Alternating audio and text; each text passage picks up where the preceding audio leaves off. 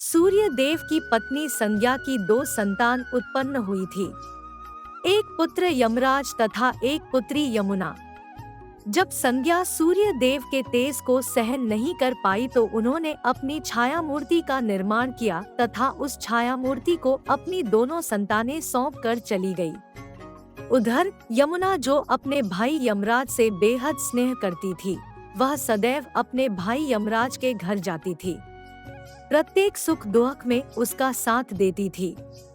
फिर विवाह के बाद यमुना अपने भाई यमराज को अपने घर आने के लिए भी आमंत्रित करती थी, लेकिन व्यस्तता के कारण यमराज उसके घर नहीं जा पाते थे।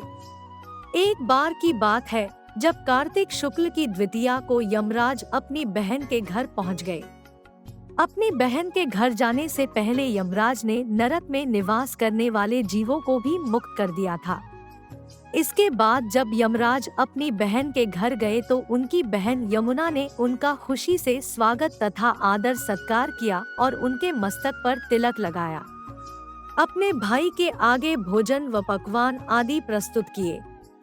जब यमराज अपनी बहन यमुना के घर से चलने के लिए उठे, तब उन्होंने अपनी बहन से मनोवांछित वरदान मांगने का अनुरोध किया।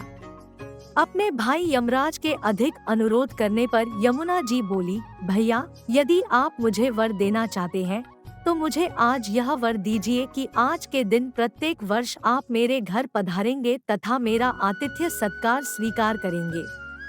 इसके साथ ही आज के दिन जो भाई अपनी बहन के घर जाकर आतिथ्य सत्कार स्वीकार करेगा तथा अपनी बहन के हाथों से तिलक आदि करवाकर मिष्ठान स्वीकार करेगा, उसे कभी आपका भय नहीं रहेगा। इसके साथ ही यमुना ने अपने भाई यमराज से यह भी वरदान मांगा कि जो भाई बहन आज के दिन यमुना जी में डुबकी लगाएंगे, वो स्वयं यमराज के प्रकोप से बचने की क्षमता प्राप्त करेंगे। यमराज जी ने अपनी बहन यमुना जी की सारी बातें स्वीकार कर ली और उन्हें उनकी इच्छानुसार वरदान दिया।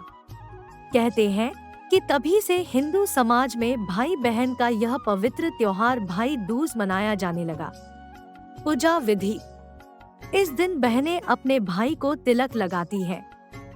भाई की लंबी उम्र और उज्जवल भविष्य के लिए पहले पूजा की थाली फल, फूल, दीपक, अक्षत, मिठाई, सुपारी आदि चीजों से सजाना ले। घी का दीपक जलाकर भाई की आरती करे और तिलक लगाने के बाद भाई को पान, मिठाई, नारियल का गोला आदि भाई को दे। सभी भाई बहनों को हैप्पी भाई दूज।